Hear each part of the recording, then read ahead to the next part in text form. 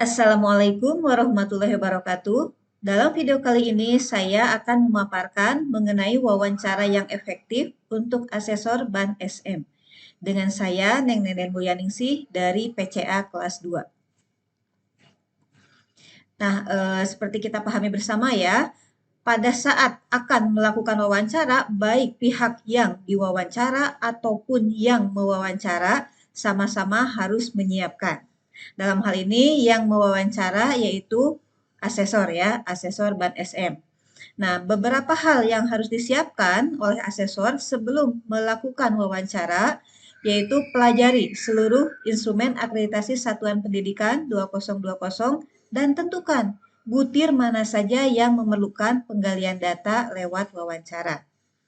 Lalu baca semua aspek, data, ataupun informasi yang dicari untuk setiap butir yang terdapat dalam kumpulan tabel wawancara.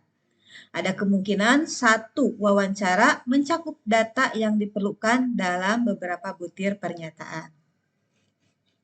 Selanjutnya kita siapkan pertanyaan-pertanyaannya buat pertanyaan yang terkait ya, siapkan yang banyak yang terkait dengan data atau informasi yang ingin dicari tadi untuk menghindari spontanitas pertanyaan yang kurang mengena pada sasaran. Jika akan mencatat atau misalnya merekam pada saat wawancara, sampaikan kepada respondennya bahwa ya kita itu akan melakukan hal tersebut selama wawancara berlangsung. Nah, ini siapa yang nanti akan diwawancara ya? Tergantung nanti satuan pendidikannya apa. Misalnya ini untuk SD atau MI, unsur yang diwawancara, nah ini yang ada tanda V-nya ya. Mulai dari kepala sekolah, kemudian guru, ketua atau anggota komitenya, siswa, sampai ke tenaga kependidikannya. Yang ada V-nya berarti itu adalah unsur yang diwawancarai. Nah, kita harus mencatat butir-butir mana yang memiliki aspek yang sama untuk ditanyakan dalam wawancara. Nah, ini kalau misal kita lihat respondennya kepala sekolah. Nah, ini kan butir-butir soal yang akan diwawancara. Dan kalau kita lihat guru, ternyata ada beberapa butir yang sama. Misalnya nih, butir 1, kan di kepala sekolah ada, di guru juga ada. Cek lagi butir yang lainnya, misalkan ini 3, di sini juga ada 3, dan seterusnya. Jadi catat butir-butir yang memiliki aspek yang sama untuk ditanyakan dalam wawancara. Selanjutnya, selama proses wawancara. Nah, ini ajukan pertanyaan secara sistematis, kemukakan pertanyaan tersebut secara jelas dan singkat. Jadi, jangan bertele-tele, jangan terlalu panjang, nanti malah membingungkan responden. Ketika mengajukan pertanyaan, hindari 2 atau lebih pertanyaan sekaligus, satu persatu dulu, gitu ya.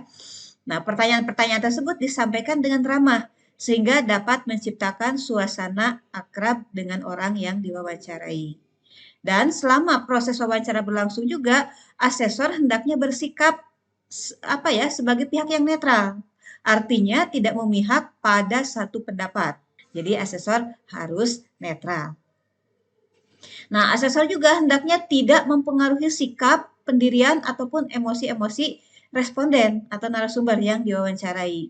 Berilah kesempatan orang yang diwawancarai untuk menjawab secara leluasa. Hindari menyela.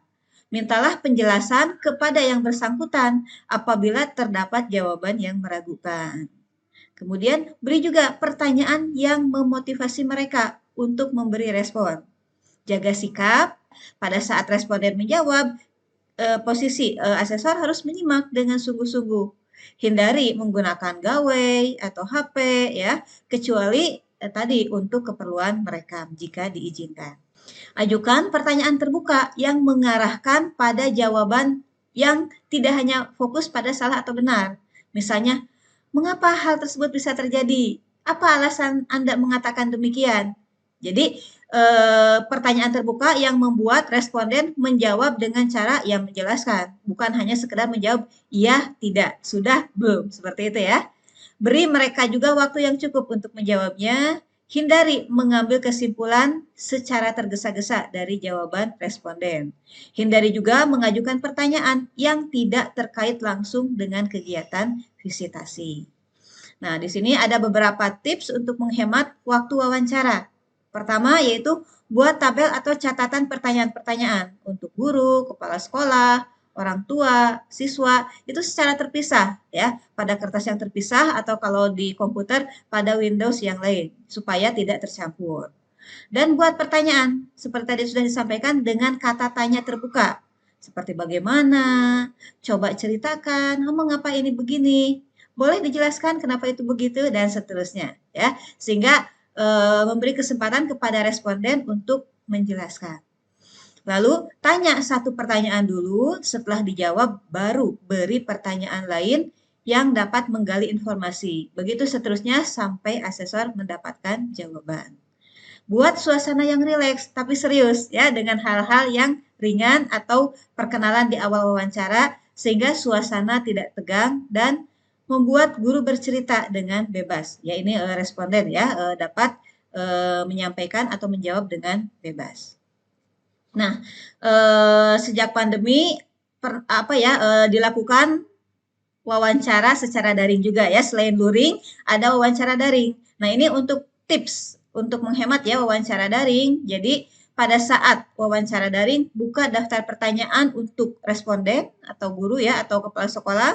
Nah, ini zoom-nya kecilkan saja. Mata tetap melihat pada kamera ya. Pertanyaan tidak perlu di-share screen sehingga guru sulit merekayasa jawaban. Jadi, pertanyaan cukup diucapkan saja, disebutkan saja, tidak perlu di-share. Nah, wawancara guru atau kepala sekolah itu lakukan secara terpisah, jangan ada di satu ruang Zoom.